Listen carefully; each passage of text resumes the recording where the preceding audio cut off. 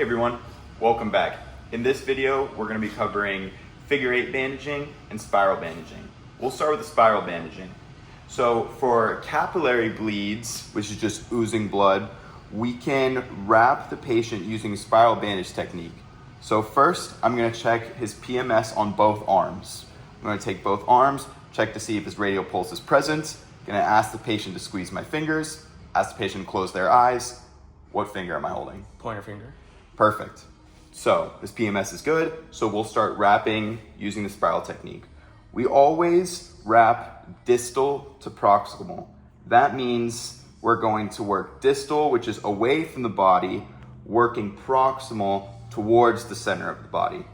Notice that I'm starting down here and I'm wrapping all the way up. Spiral bandaging is a relatively easy skill and shouldn't take too much practice.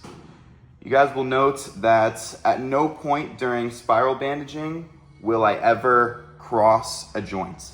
Once I've reached the end of my gauze, I can go ahead and tuck it in wherever.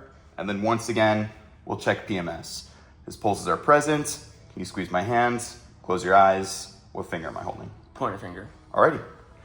On this arm, we are going to focus on figure 8 bandaging. It's a little bit more difficult of a skill, but it's still used for capillary bleeding.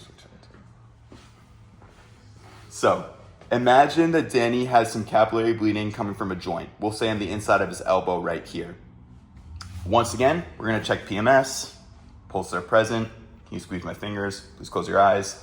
What finger am I holding? Pointer finger. Alrighty, so we notice that there's some capillary bleeding coming from the inside of his elbow right here. First thing that I'm going to do is I'm going to anchor distally.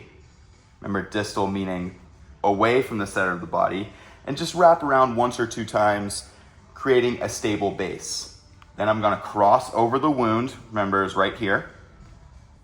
And then I will create an anchor proximal from the wound, wrap around once or twice, creating a stable base. At this point, I don't need to anchor anymore. I'm just gonna cross back and forth. X like that, X like that.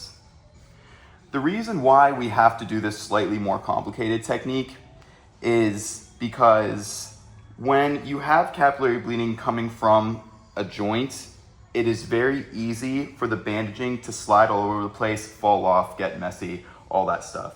If I use the figure 8 technique, Danny is now able to move his joint however he wants and the bandage will not fall off. Once again, I'm gonna check PMS, pulses are present, please squeeze my fingers. Just close your eyes. What finger am I holding? Pointer finger. Perfect, there we go. Hopefully you guys learned a couple things from this video. See you in the next one.